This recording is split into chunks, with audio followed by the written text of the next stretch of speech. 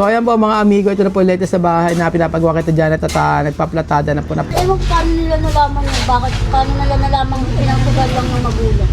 Hindi man isang napanood po Kuya Ruel, ano naman po, Siyempre, may mga mental illness sila. Ngayon, mayroong isang nag-sponsor para mapilihan ng single na motor. Eh ngayon, yung may depression din sa pag-iisip, marunong siya mag-motor. Eh kung saan nakakarating. Ginawa po nung nag-sponsor, baka daw kung ma-aksidente pa, kung mapaano siya, ipinabawi yung motor. Pwede po pala yun, ano?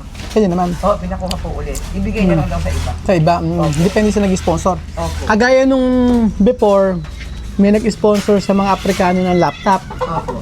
Eh ngayon, gustong bawiin na ng sponsor. Opo. Eh kaso, paano nga babawiin na kung nakakahiya naman na ibinigay na? Eh syempre, hindi ko na ipapabawi yung nakahiya ako. Eh sasabihin ko na lang na syempre, binigay mo na, papaano pa, di ba? Kaya ano na. Eh ano. Eh minsan kasi yung iba po talaga, sa dami ko na rin natulungan, yung iba kasi abusado. Totoo naman po yun. Di ba? Kahit hindi na kailangan, hihingin nila. Oo. Kagaya niyan. Kagaya na Ate Bebe, ha? Halimbawa, o napagawa na yung bahay ninyo, maayos na. Opo. Siyempre, hindi naman na namin obligasyon na bigyan kayo ng pagkain, Ay, hindi na po. yung mga Totoo po ganun-ganon. yun, hindi na po. Kasi, Kami na po opo, magpuprovide. kung kasi minsan, ganun nagiging tulong ko eh, yung ipinoprovide ko lahat. Ngayon, hanggang sa uli, ayaw na nila Ay, magtrabaho. abuso na po yun. Oo. Hindi na tama yun. Kahit sa tayo makarating. Kaya nga, pagka ganoon, siyempre, ayaw na nilang magbanat ng buto. Opo. Eh pagka, di ba, minsan tayo mga Pilipino, pagka halimbawa, binigyan mo ng ganyan, okay na yun. Opo, totoo yun. Pag Diba? tayo magpasalamat. Opo, pagka halimbawa, halimbawa, ako, mayroong nakaluluwag-luwag ako, magbibigay ako ng bigas. Pero, hindi ibig sabihin every month, magbibigay Opo, ako. hindi man habang panahon ibibigyan ka. Oo, ng hindi, bigas. kumbaga, Opo. hindi, ayoko ng obligasyon na Oo, ganoon. pangit po yun. Hindi tama. Diba? Kagaya. Asa na lang eh. Oo. Hindi nagagawa ng paraan eh. Tapos kagaya ng Tita Bebe, halimbawa, binigyan mo ng ganyan, tapos sa susunod na buwan, yung aasa na naman na bibigay ng gano'n. Kung malakas ka naman, kaya mo pang magtrabaho. Trabaho, Magtrabaho oo. ka. Kaya Hindi nga. po pwede yung palagi kang hihingi. Mali po yun. Kaya Kaya po nung yung mister ko, kaya pa naman niya magtrabaho. Kahit na, sabi ko, pag nahihirapan ka, napapagod ka, papahinga ka. Papahinga. Oo, di ba kasi operado nga po sa puso. Na open heart surgery po siya eh. Pagkukugat po yung pinutol sa kanya. Eh minsan dumadating po sa akin, sumasakit. Eh, kaya pag umuwi po yun, talagang pahinga ka. Sabi ko, Oo. kung ano yung gusto niyang ipaluto sa akin, kung meron din naman pong konting budget, lutuin ko. At nang makatikim naman po ng may lasa. Kaya nga, yung kagaya niyan, iba siyempre pagka binigyan mo na, yung kagaya ko, kunyari nagbigay ako. Gaya kay Ate Janet, di ba, nung nakaraan nagbigay ako sa iyo ng pambigas, hindi naman obligasyon na every month, bibigyan ng ganon. Kumbaga yung konsiderasyon. Oo, yung kunyari, nabigyan ko na ngayon, kagustuhan ko yun. Opo. Pag may extra, bibigay ko. Kasi, Tita Bebe, nung wala naman ako sa buhay ninyo, nabuhay naman Oo, kayo. totoo po yun. Diba? Totoo yun. Nakakagawa kami ng paraan. Nakagawa kayo ng paraan. Oo, totoo po yun. Yung maisinop lang yung bahay nyo, Yun po talaga napakalaking laking biyaya bagay. na sa Oo. amin yun. Totoo Kaya- po yung Kuya Ruel. kaya nga sabi ko nga yung Hindi iba, na ako makatulog eh. bakit? Ako nga Excited ka na? Hindi ko Excited na ako, inisip ko maayos na yung pamamahay namin. Kaya nga Hindi ako makapaniwala talaga na isipin yung... sa age mo, kala mo hindi mo na Oh, mapapagawa sabi ko bahay. nga, mamamatay na ako. Alas gusto madaling araw, tinitignan ko yung mga dingding ko eh. Kaya nga. Kung may umakyat na anay na malaki. Mabuti nga kung ano lang aakyat, diba? Kung ahas ang umaakyat. Pero pag totoo po yun. Kaya nga. Pero mas nakakatakot yung ahas na kapitbahay kaysa totoong ahas. Kagaya ni Ate Janet, nakakatakot. Talaga dito. Ahas ba? Talaga dito na floringan. Saan? Nakuha. Ha? Ganito po lang sa hig ko. May nakita ka yan? Totoo po kasi pumasok nga, hinamol namin. Gano'ng kalaki ahas? Eh malaki-laki na rin po. Malaki na. Mga ganito Nanganganak nga ako eh. Mga anak! Nalaglagan siya sa CR. Ha? Eh maliit lang Tapos, po yung nalaglag. Doon sa may puno ng ilang-ilang. Nakita naman po ng kapatid ko. Sabi po nila po, Gabi na. matatabunan na raw sa ilalim. Hindi na makakalabas. Anak, Ay, hindi. Tinabunan niyo ba? hindi naman po namin alam kung lumabas nga eh. Florin ninyo yung dinaanan. Kaya Hindi nahalangan. Ay, hindi tayo sure. Agyan, sa loob. Oo, sa loob yan. Hindi, baka daw po lumabas niya kasi matagal na. Mga 2 years o 3 years na po yung nakakalabas. Ginagawa daw po ng paraan yung para makalabas. Babae niya. Makakain siya. Ibig sabihin, buhay yung, buhay yung ahas. Ahas. Opo. Gano'ng kalaki? Halos ganito na po kataba eh. Oh, ganito na. Tapos buntis pa. Hindi nga po namin alam kung cobra kung ano kasi Kasi, Parang style po ng ulupong. kasi kung buntis yun, dapat pinanganak niyo muna bago niyo hinuli. Dito, meron din dati. Kaya ati dati. Saan? Tapos, Pinatay bayawak. ko na. Meron na ba ba? nanggagaling naman po doon sa kabilang bakod. Teka, ano yung pinakadulo nun? Dati pong poultry ng manok. Ay, meron talaga. Opo, dati Baboy. pong poultry ng manok at saka poultry ng baboy. Yung likod niya. Opo. Ah, ngayon, ano yung nasa dulo niyan? Yung bahay po ng kapatid ko, kapatid niya ngayon, ding-ding. Dingding na. Tapos yung likod doon, Ano po yun, dating poultry ng babuyan. Eh ngayon po, wala na yung baboy kasi maraming nag-complain, umaamoy po kasi yung dumi ng baboy. Kaya inalis na po yung mga alagang baboy dito. Dinala na sa ibang lugar. kasi maamoy. Opo, Mabaho kasi yun eh. Kaya nga eh. inalis na po dito. Mm. Ang daming bayawak ko to. Bayawak. Bisan po napunta dito. Kinakain yung bayawak eh. Oo, masarap yun. Gano'n kalay bayawak? So, bibili mo yung apo mo. Justin, ano ginagawa mo dyan? Bawal yan. Anak, huwag ka nang tumulong. Kailangan mag-aral ka.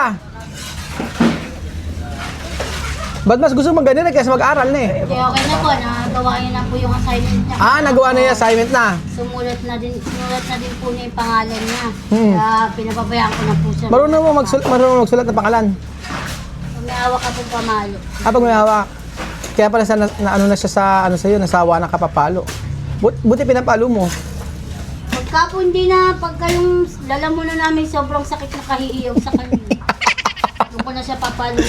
Si Chucheng kasi kahit paluin mo, walang epekto eh. Kasi ano lang, Wala. Yung anak ko kahit paluin mo, walang epekto. Lumalaban minsan. Kasi Kaso, talaga, pagka hawak ko na pero yung lumalaban minsan ganyan bata eh. Kaya kailangan talaga siya hindi paluin. po, pagka po yung, napalo ko niya siya, tapos sasabihin niya na lang, doon na lang ako kayo na bebe, gagaling na siya sa akin. Mm-mm. Sabi ko, di ba pinagagalita ka na nga din ni Lola Bebe mo eh. Tapos doon ka na lang. Kulit-kulit mo kasi. Sabi ko, galit ka na. Tahimik nga ngayon eh. Ba't ba tahimik ka? Ang lakas palang magbuhat eh. Oh. Oo, kaya dadam. Oh, yan oh. Eh, lagi mo. Sige, dadali mo ron. Sige nga. Kaya mo? O, sige nga. Ayun ako. Ang bata dapat di nagtatrabaho ng ganyan. Oh. Oh. Buti mo nga. Ang kulit mo. Oh. Mas ka dyan na. So, eto. Ano ba, Kuya Edwin? Lalagyan daw ng kwarto doon. Paano ba? Para daw may privacy yung dalaga niyang anak. Lagyan natin yun. Sa baba daw. Sa taas walang problema. Pangit kasi pagka kinulong mo yung taas. Hindi maganda. Saan? Yun, naharangan. Harangan lang. Pag ano no? Ganun Kuya Edwin. May harang talaga. Saan yung hagdan? Hindi naman lalagay. Yung mga nag-hagdan. Sabihin mo yun.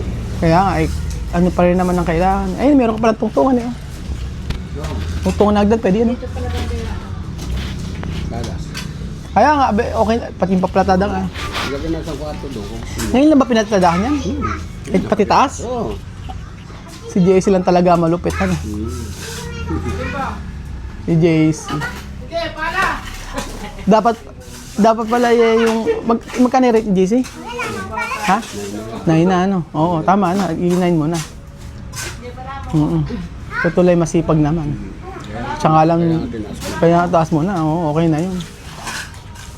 Para at least hindi na huminto ka sa trabaho yan. Yung bata na to.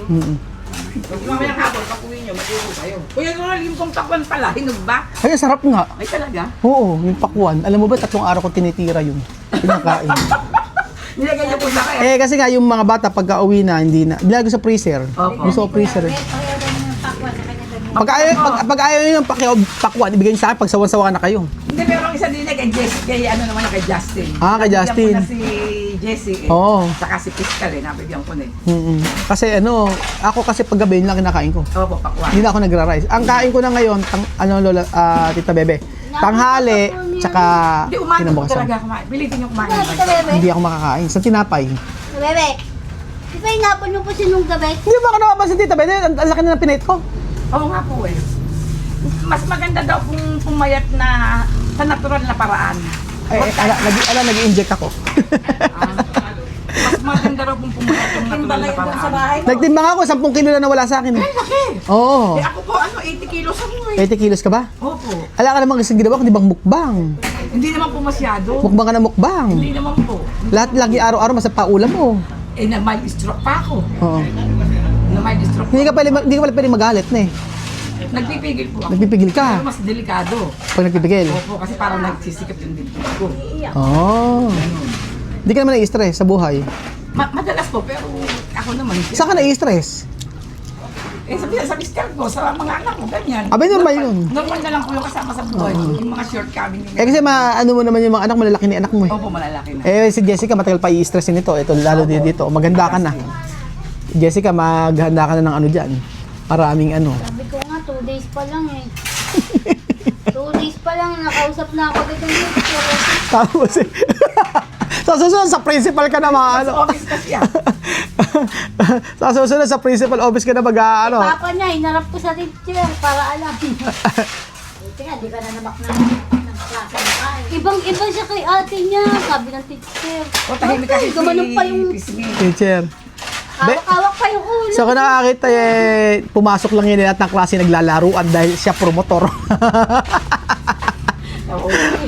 Hindi mo ako kasi umiyak kahapon. Siya promotor. Di ngayon, nilak ng isang nanay yung pinto. Pumasok ngayon daw si Ma'am Bel. Napatahan niya. Inano niya pa nga daw. Kinalong niya pa. Tapos, inano niya pa. Ginaid niya pa daw ulit sa ulan. Maya-maya, nagkasabi niya, Kurt, diyan ka lang nga. Hintung ka muna. Sabi niya gano'n. Hintayin mo ako dyan, babalik si Ma'am. Okay, pagbalik daw ni Ma'am, lahat ng puwan, tumba. Di ay, maglaro yung mga kaklase. Second day pala, napatawag ka na. O marami kayo natutuwa dyan. Magbasa ka ng comment sa mga vlog, kakita mo, matutuwa. Nababasa ko nga po. Oo. Ah, ano yun? Minsan, may comment na Isang ano. kinukurot ako. Nahihiya naman akong maglinis-linis naman ng paligid pag daytime. Nahihiya naman ako mag-comment na gusto namin maglinis dahil may ginagawa. May ginagawa. Hindi Nung ano? Di ba paglinis ng ano? Nung nagbasa ako nun, parang na ano yun, nakurot ako. Ano yun? Iiyak ako dito sa video. Ah, yung hinahabol ako ni Justin. Mga comment ko sa kanya. Oh, natutuwa ka sa kanya. Oh, maharot dito. Maharot kasi eh, kahit di mo magugulat ka na lang sa... Tingnan mo nga, oh. Diyos niyo. Para bang yung ako mismong nanay, hindi ko nakikita sa anak ko. Ano niya kita? Nakikita nila. Oh, yun nga kasi. Ang nakikita mo kasi sa anak mo na kulit, ganyan. Kulitan lang. Oo, eh pero hindi mo nakikita yung tutuwa ng mga tao. Be, magbasa ka ng comment, makikita mo, tuwan-tuwa yung mga tao sa kanya. Hindi nga rin papasin nakukurot ako, biyak kasi. Sa yung bata nga. Nang nagbabasa ka? Oo nga eh. Ayaw, hindi madamot. Lalo pag may pagkain. Alam mo, nagpunta kami sa 7-Eleven, ay sa may Alphamart. Sabi niya ganun, ano ang gusto ni Chuchen? Bibilan ko. Tapos, yung sinabi kong kay Akiro lahat yan, sa kapatid niya, halika, bigay natin. Bait nga eh. Hindi po madamot. Hindi madamot. Bata pa siya, hindi siya madamot. Oo, sabi nga, ibibigay nga raw niya kay Akiro, walang problema sa kanya. Tapos, toothbrush daw, tsaka toothpaste gusto niya. Tapos, kay Akiro daw, gusto din daw niya kay Akiro, pati yung kapatid niya. Ba't ganyan ang gustong ginagawa? O, tingnan mo naman. Ewan ko ba, sa bata na rin. Yung isa dito na ano. Eh, kailangan pala pasahurin kay bata. Kaya ba, dito, oh. Ang daw ni Kuya JC niya kay Jan. So ayan po mga amigo, ito na po yung latest sa bahay na pinapagawa kita Janet at nagpaplatada na po, napakabilis po at sigurado mamayang hapon tingnan nyo po, halos patapos na yan. Dang bilis po niyan. Oh, so ayan, napagod ka pare? Pare, inom ka mo tuwig. Sige na boy. Wala ng tubig. Boy, uminom ka mo tuwig. Uminom ka nga ng tubig nga ni. Ang kulit. Kahapon, hindi niya kinain. Oh, ang dami na kain. Sabi ko sa kanya, bakit hindi mo kinain yung tinapay mo? Sagot niya sa akin, eh hindi naman sinabi ni Ma'am magre-resist kami. Talinong bata. So ayun po mga amigo, ito na po yung latest sa pinapagawa. At nag-start na po magplatada. Napakabilis po. Napakabilis ang pang 7 araw, 7 days na Tita Bebe. 7 days na. Pang 7 araw na po ito at yan po ang latest. 7 araw na paggawa sa bahay ni Ate Janet. So sa susunod dyan, mapoploringan na yan. Okay na, may ayari na rin po. So thank you so much po mga amigo at God bless po.